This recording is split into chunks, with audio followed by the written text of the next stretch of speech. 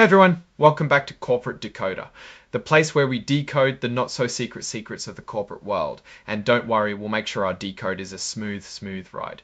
Today we're taking a peek at Cooper Standard Holdings Inc. This isn't a deep dive into their latest earnings, but rather a look at a change they made to something called a rights agreement. Think of it as an important update to a rulebook that affects their shareholders.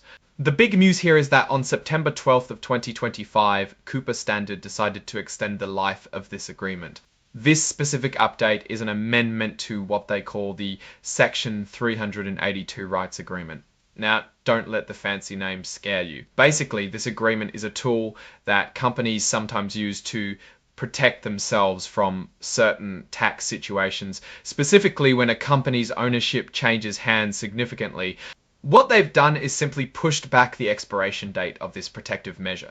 Originally, it was set to expire in November of 2025, but now it will remain in effect until November of 2026. Why the extension? The company's board believes this is good for both the company and its investors. It's like saying, this protective shield is still useful, so let's keep it active for a bit longer.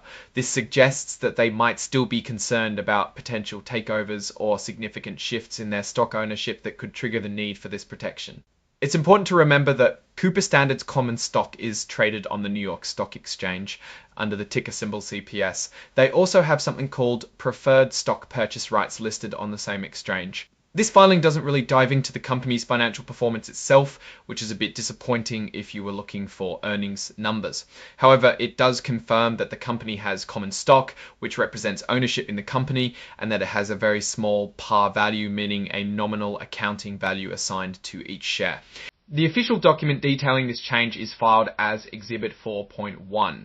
This is the legal agreement that spells out all the specifics of the extension. So what does this all mean for Cooper Standard? Well, extending this rights agreement typically signals that the company is cautious about its ownership structure. They're using this as a safeguard. It doesn't necessarily mean a takeover is imminent, but rather they want to maintain the option to use this defense should the need arise. This also implies that they value the tax benefits associated with their existing net operating losses, which is what these rights agreements are often designed to preserve. From a broader perspective, Cooper Standard is a global supplier of highly engineered systems and components for the automotive industry. They operate in a very cyclical and competitive market, influenced heavily by new vehicle production and consumer demand. Companies like Cooper Standard often face pressures from automakers to reduce costs, while also needing to invest in developing new technologies like those for electric vehicles. While this specific filing doesn't give us financial figures, understanding these types of agreements provides insight into how companies manage their corporate structure and investor relations, especially in industries that can experience rapid changes. It shows proactive management in safeguarding the company's financial health against potential threats, even if those threats are just possibilities at the moment. Now, let's look at the bigger picture for Cooper Standard. This extension of their rights agreement is a strategic move. Companies implement these poison pills, as they're sometimes called, usually when they're concerned about unwanted acquisition attempts.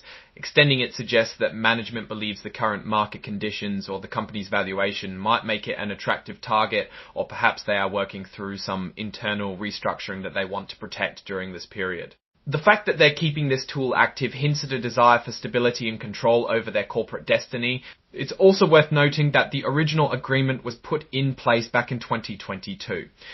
Renewal or extension like this often occurs when the initial period was set to expire, and the company still sees value in the protection it offers. The absence of detailed financial data in this particular filing means we can't directly assess whether the company is struggling or thriving financially, which would give more context to this decision. However, in the automotive supply chain, periods of high demand can be followed by downturns, and maintaining flexibility and protection during uncertain times is a common strategy.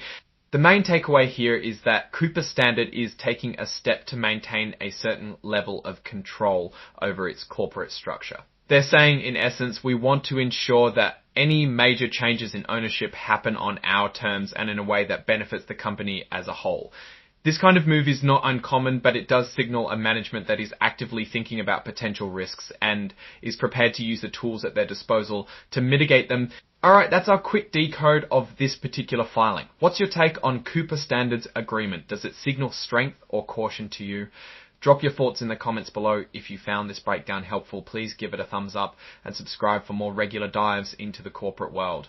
And don't forget to join our growing community on Discord. The link is in the description. Thanks for watching, and we'll see you in the next Decode.